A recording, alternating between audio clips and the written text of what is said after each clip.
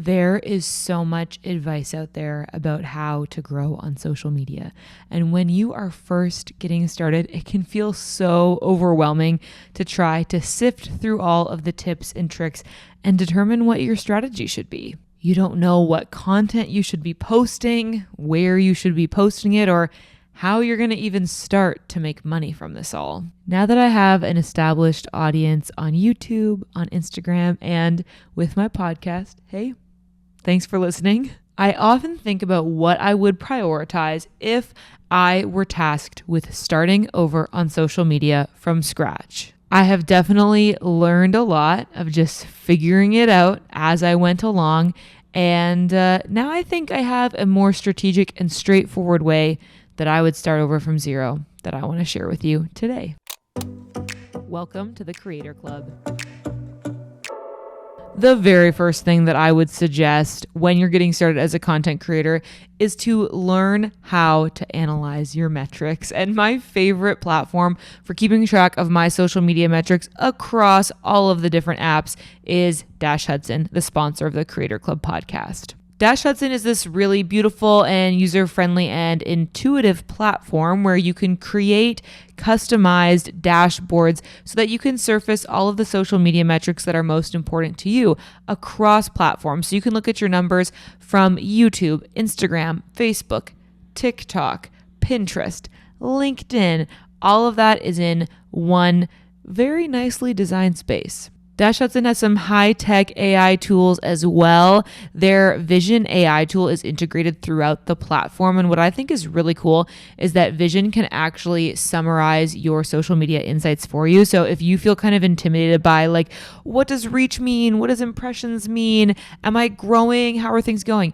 Vision can actually summarize all of the data from across your dashboard and give you some concise talking points about exactly how your account has been performing lately. This is really helpful if you just need help understanding what all of your metrics mean, but it's especially helpful if you have to put together quarterly or monthly reports for clients or for brands about your social metrics, because Vision can help you pick out the main themes. Vision can also help you predict the performance of future content. So you can like upload a video that you're thinking of posting as a reel, and it'll give you a rating on like how well that will perform based on your account's history. So it's basically like having a little social media strategist assistant. I highly recommend checking out Dash Hudson for yourself. You can get a free trial if you go to dashhudson.com/creator club. And as always, thank you to my friends at Dash Hudson for making the Creator Club podcast possible. Okay, but actually bringing it back to basics, thinking about those first initial steps when you are totally starting from scratch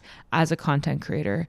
I would recommend, as you embark on this journey, number one, think of yourself as a business. Becoming a full-time content creator is essentially building a small media company from the ground up. And I think more people who are setting out on this path should start thinking about it that way. Many creators do start out as hobbyists. They kind of stumble their way into making money through doing something that they just genuinely enjoy doing. And that's a beautiful thing. Like, that's what's amazing about this career, is that people can find their way into it from so many different routes. But I really believe if you right now are in the position of starting from zero and you are intentionally seeking this out as a business, as a career path, I think it's important to start thinking strategically about how this is all going to operate as a business, i.e. how it's going to make money, how it's going to sustain you with an income from the beginning, because it's going to impact how you make decisions about what you post, when you post, where you post it. I really believe that if I would have thought about it this way from the beginning, my journey would have had a lot fewer bumps in the road. It would have gone a lot faster because I think I would have just had this clarity around my purpose. This is working towards, being a successful business. How am I going to do that? Rather than just kind of like, oh, I guess I should post. Oh, what should I post about? It's giving you that clarity of mind. When you have the mindset of thinking about being a content creator as starting a media company, as running a business, it really helps you lock into these three key mindsets that I think make all the difference when it comes to growth. First of all, when you think about this from a business owner perspective, you understand that you're going to need a target customer, or in the world of content creation, a target audience. You have people that you're going to be gearing your content towards, knowing that they will be most likely to be interested in it, rather than creating from the perspective of just doing it for the sake of it or creating for yourself. When you think about it from a business perspective, you're creating for a target customer / audience. Number 2, business owners know that you need to create a quality product that solves a problem. So in the case of creators, we need to create quality content that solves a problem, serves a purpose, answers a question for our target audience. And thirdly, business owners know that your product needs to fill a gap that currently exists in the market, something that there is demand for, but that there's not a ton of supply for just yet. So in content creator terms, that means making content that people are searching for, making the kind of content that people are wanting to consume, and you'll have a special advantage if that is content that not a lot of other people are making yet. Having this mindset will allow you to make the most strategic decisions possible moving forward. It'll help you grow faster, and it'll also help you turn this into a profit-generating business a lot faster. So that's what we're going to talk through in more detail throughout the episode. Like, you're not just starting from scratch as a creator or trying to grow as an influencer. You are starting a business, and we're going to let that mentality guide us through the following steps that I want to talk you through that are mainly centered around these 3 areas. Number 1, determining what you're going to post. Number 2, determining where you're going to post it. And number 3, figuring out how you're going to make money from it. Those are kind of the 3 X factors that are in play when you're just getting started as a creator, and I'm going to help you figure them out. So let's talk about your content mix, aka what you're going to post. I really believe that the ideal formula of the mix of content you're going to create, it's going to be a blend between stuff that is for you and stuff that is for your audience. And of course, when you have the right creator audience matchup, there's going to be a lovely blend going on there. So chances are when you clicked on this video, you might have thought that the first tip that I would share with you when it comes to starting from scratch as a creator is to pick a niche. And as we've arrived at this moment of talking about what you're going to post, that might be what you're expecting to hear from me. But actually, I'm going to encourage you to not think about this process in terms of picking a niche. We think about niches as general categories of content, whether it's food videos, gardening, DIY, home decor, travel, fashion, makeup. And it is true that, especially historically online, niching down or creating content around a specific subject area is a pretty quick and effective way to grow. However, I feel like the whole niche approach often can end up feeling limiting for a lot of creators. For many of us, we want to post about more than just one topic. And as time has gone on in my own creator career, and I've observed this in other creators too, I think it can lead to not only that creative burnout of creators wanting to post about other stuff, but also a little bit of audience fatigue. If you post about the same thing over and over for too long without changing things up or evolving or bringing in a fresh perspective, your recurring audience can start to get a little bit tired of it.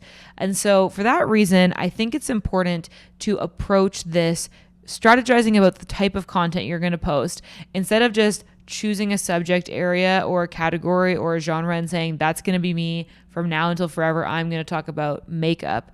Rather than doing that, I want to encourage you to craft your content around a specific target audience. Along with choosing a target audience to make relevant content for, I think it's also important for you to consider what you're passionate about, where your interest lies.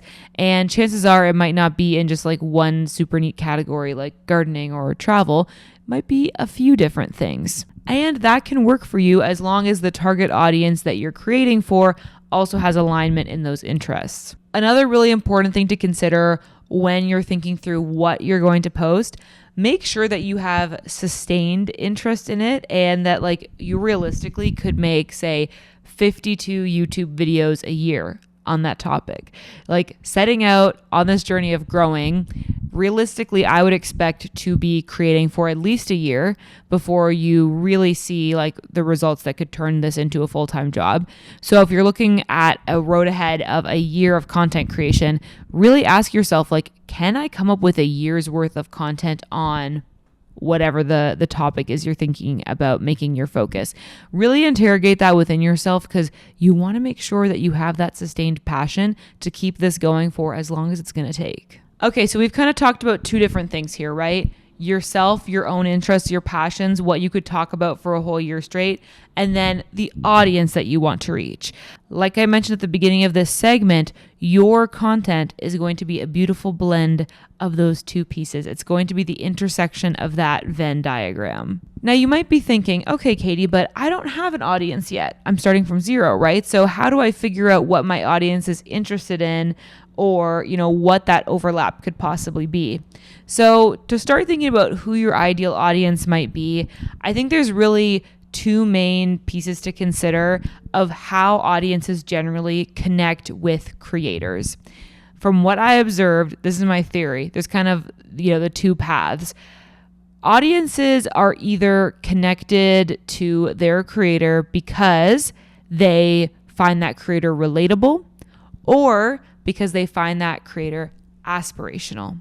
So in even simpler terms, what it comes down to is how similar a viewer feels that creator is to them, either in the sense of, you are similar to how I am right now, that makes them relatable, or you are similar to how I want to be in the future, that makes them aspirational. So it all comes down to, how the creator relates to how the viewer sees themselves, and finding those aspects about yourself that will connect with the type of people that you want to serve with your content. So you want to think through all of these different pieces. What do you feel passionate about sharing?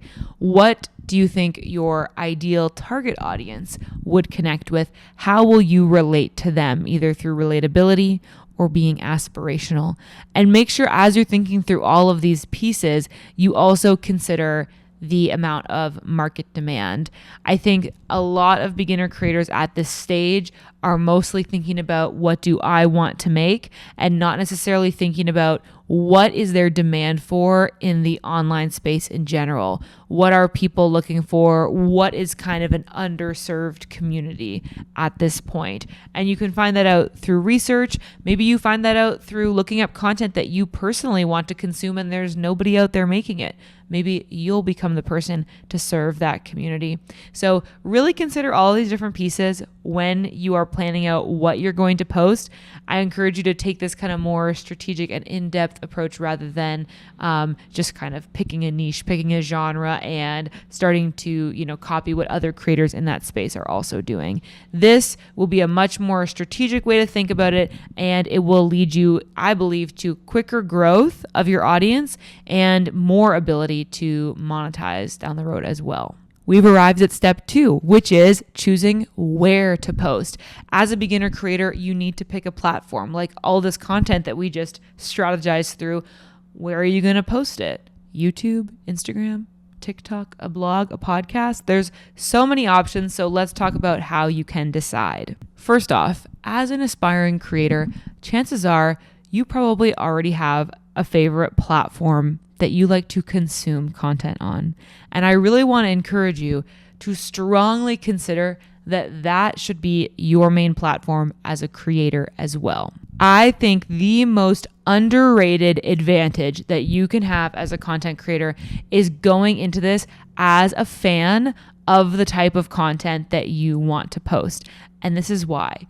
When you are a passionate viewer or consumer of a certain type of content, it makes you a very astute creator of it, because you've taken so much time to develop your taste level, to develop your understanding of storytelling in that format, to develop your understanding of what audiences do and don't like. And you've done that all intuitively just through consuming that content and knowing, what do I like to watch? What do I find boring? What do I find interesting?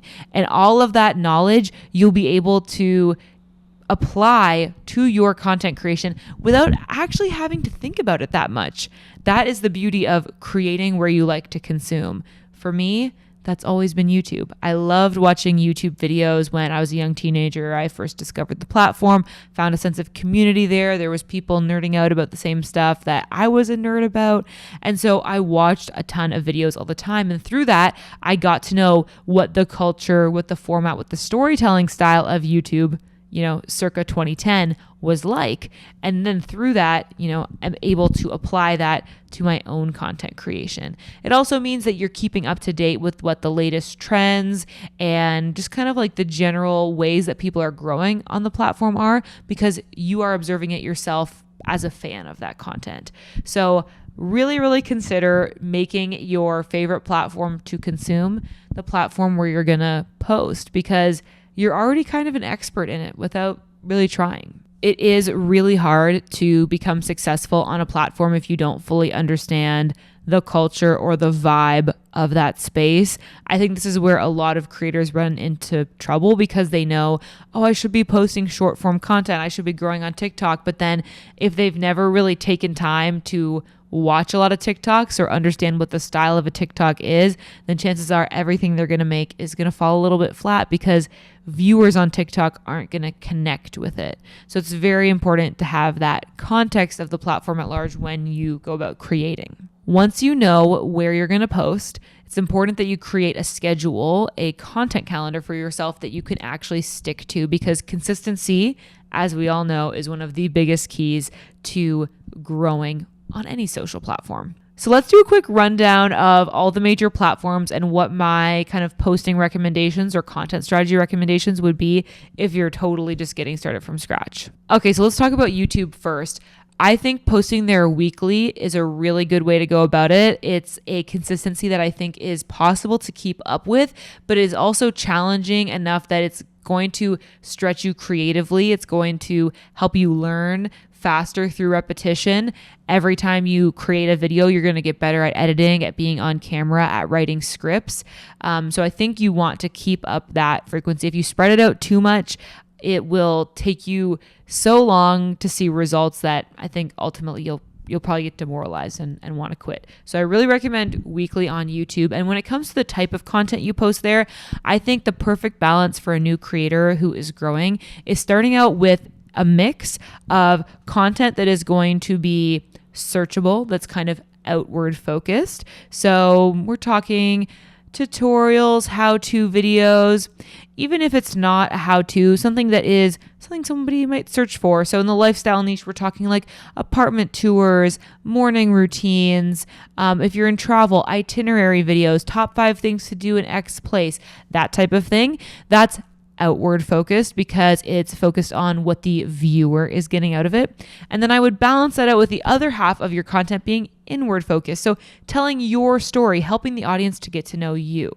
I think a mistake that a lot of YouTubers make when they're getting started, and I did this myself, is focus too much on the outward content to the point where you eventually grow quite an established audience that is only there for the outward facing content, and it becomes very hard to pivot and start talking about yourself more, or including more lifestyle content, or just making yourself the center point of the content. So you want to do that as early as you can while still balancing doing outward facing stuff that's going to bring in new people. If you only ever post the inward facing stuff like the day in my life and whatever, it's unlikely that people will start watching because you're not applying it to them in a way that's relevant to the audience when they don't know who you are yet. So posting weekly on YouTube and doing a good balance of content that's focused on the audience as the main driver of the story. The audience is the main character, you as the guide, the sidekick, whatever. And then the other half of the content where you're the main character and the audience is coming along for the ride. Okay, now let's talk about Instagram. I think if you're really trying to go all in on growing on Instagram, it would probably be wise to post 3 to 5 times a week. Ideally, Monday through Friday, every weekday, posting either a reel or a carousel. I would probably recommend a mix like 4 reels, 1 carousel per week. I think that will kind of supercharge your growth more, but you could also do 2 carousels, 3 reels. I think a good way for beginners to think about their Instagram content strategy is to almost consider your Instagram like one of those like daytime, like morning TV shows, where there's like kind of like a cutesy host that goes around a set and there's like a live audience and they have different segments. So there's like different sort of sets associated with each segment. There's different sort of subject matter. So we've got, here she's like sharing some recipes with us. And then over here, we're talking about like the latest trends in the like the living room setup and the kitchen setup. We've got the recipes. And then, maybe somewhere else there's like the interview setup. So okay, if we apply this metaphor to Instagram, what I mean is you have maybe for each day of the week a slightly different type of content that you share, and you rotate through that. Obviously, like maybe let's say van life is the style of content, maybe you're the niche that you're in. So maybe Mondays you do like van life friendly recipes where like you share like, a meal that you like to make. And then maybe Tuesday is like van life travel destinations. And then maybe Wednesday is like, behind the scenes of van life or, what you don't expect when you start living van life. These are just like starting points for different content you can make week after week that fall into those categories. It helps you stay consistent. It helps you become known for something. And it just like gives you a starting point for brainstorming. So you're not trying to do everything from scratch all the time. And it helps you hone in on these certain formats that are going to become familiar to people. TikTok, I think, is similar. And I think some of the things I'm going to share here about TikTok could also be applied to Instagram Reels or YouTube Shorts. But I think with TikTok, you can think about cycling through formats maybe. So with Instagram, I just talked about going through different sort of subject areas. So whether that's recipes, travel, or, whatever. That's just an example. Plug your own area of content into that. But with TikTok, you could consider, again, let's say doing 5 videos per week, and maybe you're talking about all, different stuff or all the same subject matter, but you're doing it with different formats. So one example would be like a talking head video with captions where you're just like speaking to the camera like this. Another format option would be a vlog where you're showing lots of different clips and you're doing a voiceover. Another format option would be like a green screen video where maybe you have a screenshot of like your notes app in the background with your talking points and then you're on the green screen talking in front of it. These are different format styles that you could cycle through, again, to stay consistent, to try out different things so that you can figure out what your ideal audience is going to connect with most. That's one of the most significant things, especially in the short form space when you're getting started as a creator, is to experiment and try out different things so you can figure out what's going to pop off most for you as a creator. Maybe you find out that your audience really loves the vlog format, but they're just not really connected to the talking head stuff. You learn that through trying out all these different types of content. Another really key thing that you might want to consider is developing your own series. So again, this is a great tool for consistency, for ideation, and also for getting your audience to know you for a certain thing. So maybe you do like 50 days of trying new recipes or 10 days of like trying out new workouts. Whatever it might be that's relevant to your niche and your audience, it's a great way to build continuity from one day to the next to bring your audience along for a whole journey. And it gives you, again, a starting point for coming up with ideas for content. Of course, your content calendar, your content strategy, it's going to evolve over time. What you set out now at the very beginning is not going to be the same thing that you're doing a year from now, maybe not even 6 months from now. But the important thing is that you start somewhere and you just try it. And over time, you're going to experiment, you're going to learn from your audience feedback, and then you're going to be able to make strategy pivots based on that. Part 3 of starting from scratch as a content creator is to monetize from the beginning. We've covered what to post. We've covered where to post it. Now we're talking about how you're going to make money from it. This is something that I actually didn't do. So I'm kind of recommending that you do something a little bit differently than I did. But this is all about, I've learned, I've experimented, and now this is what I recommend. Find ways that you can start making money as a creator closer to the beginning of your journey. There are a lot of things that you can implement early on that will help you to start generating revenue. You don't have to wait till you hit a certain follower milestone or a certain number of views on your videos to implement some of these strategies. And you're going to feel so encouraged when you start to have even just like a small amount of money coming in from content creation. So one of the first things that I'm going to recommend is to build out an affiliate marketing strategy from the beginning. So Amazon affiliates, LTK, using individual companies' affiliate programs, all of those are great strategies for starting to get that little trickle of affiliate income coming in.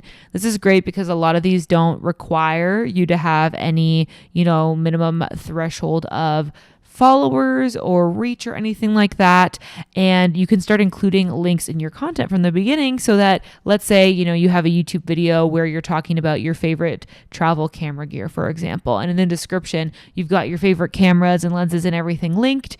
Maybe at the beginning, that video doesn't get a lot of views, but maybe 6 months from now or a year from now, all of a sudden it's going viral. And guess what? All those people that are finding that video are now clicking on the links in your description, and you're going to see the revenue from that. So that's why I really advocate for getting those affiliate links set up early, because you never know when all of a sudden your content is going to pop off and you'll be able to reap the rewards of having set that up. Even if now it feels like a very, very small trickle of income, there's so much potential in the future when you set things up properly from the beginning. Another thing you can do is create your own digital products. Again, there is no barrier to entry on this. Basically, you can get started whenever. It's all just about figuring out who your audience really is and what problem you can solve for them. So in my case, this looks like, content calendar templates, Lightroom presets, that sort of thing that's applicable to creators.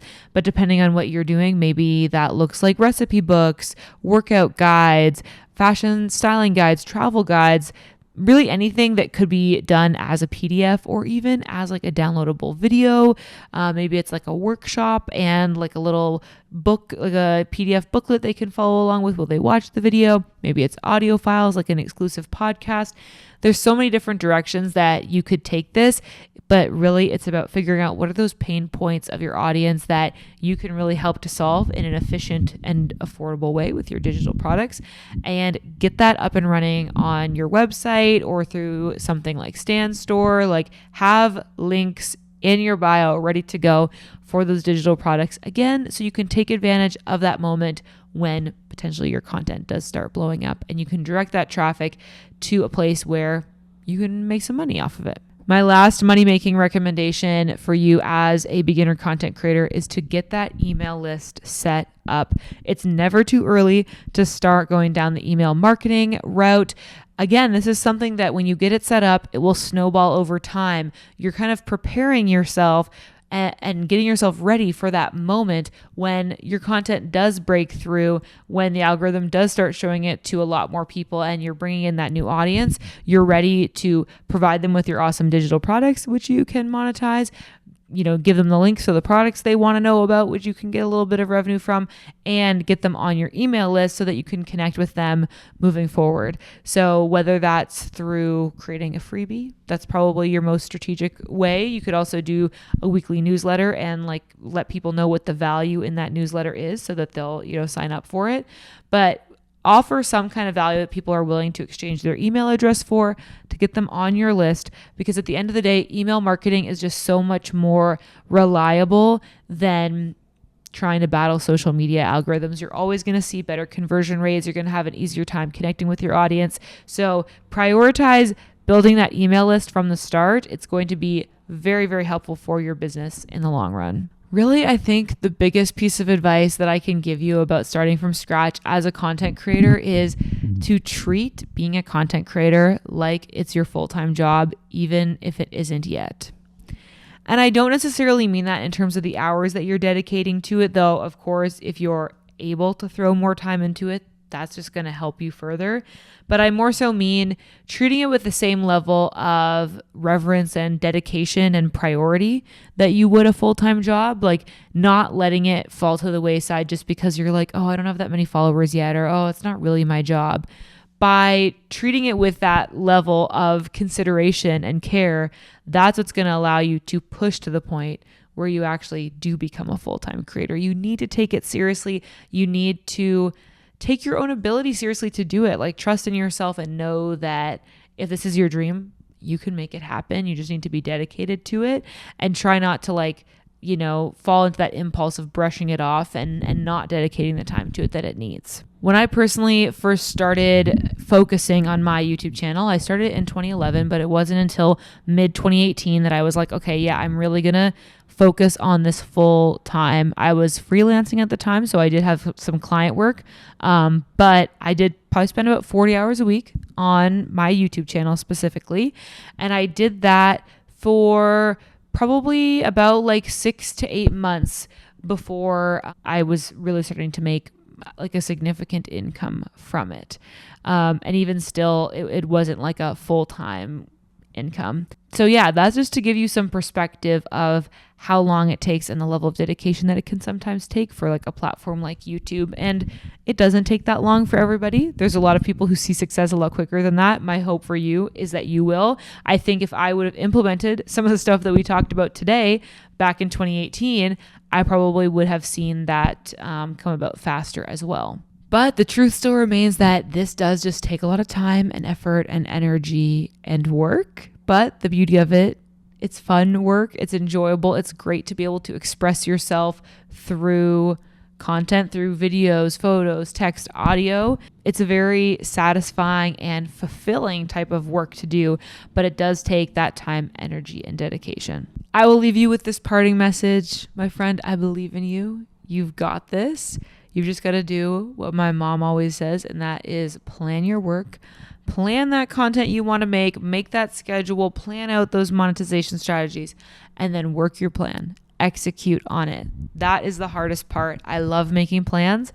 I love coming up with ideas. The difficult part is acting on it and making it happen. So hold yourself accountable to that. Know that when you do act on your dreams, you are putting more trust in yourself. You're taking action. You're feeling aligned with what you're doing, and you are making it happen for yourself. Every day you're taking a step closer to that goal. As you're working towards that goal, you want to keep track of those social metrics, and you can get a free trial of Dash Hudson to do just that. So go to dashhudson.com/creator club to sign up for your free trial of my favorite social media analytics platform. As always, thanks to Dash Hudson for sponsoring, making this video podcast possible. And thanks to you for watching. I really appreciate you tuning in once again. I will see you in next week's episode. Bye.